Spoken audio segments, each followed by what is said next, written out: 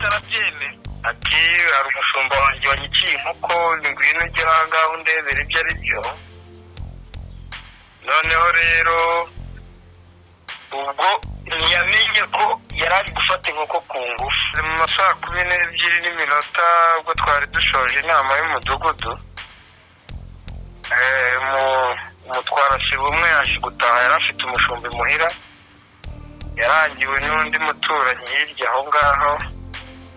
Aragenda, agezeyo akinguye abona inkoko yapfuye, ariko umushumba we yahise amwikanga, aragenda ajya ngo mu nzu yo hirya, yari yambaye ubusa, ntiyabasha guhita asobanukirwa ibyo ari byo.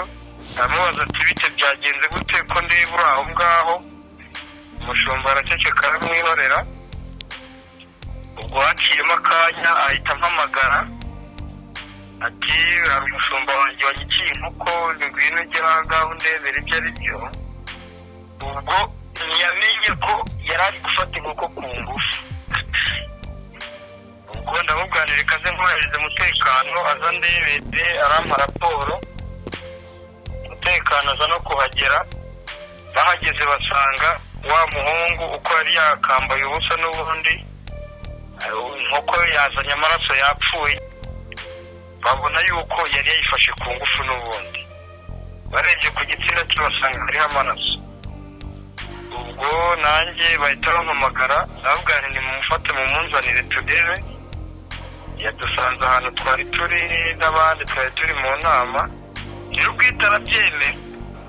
Turabireba, mpita mbiripotinga, baza babishinzwe, baza kuri polisi ndetse ibintu ibibazo bigenze gutya noneho mubikemura mute, muhana icyaha gute, bimeze bite?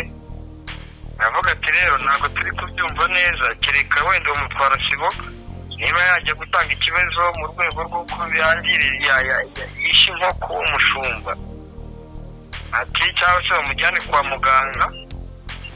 Urumva ko uwo muntu afite ikibazo mu mutwe. Ubwo mbese niba ninde umukurikirana kwa muganga n'ubundi ibyo mbese tuyoberwa ibyo ari byo. Urebye nta kibazo yari asanzwe afite mu mutwe, ngo yari ahamaze ibyumweru 2 yakoraga nta kibazo, kandi nawe ubwe mbunavugana gutya kwerekaga ko nta n'ikibazo afite.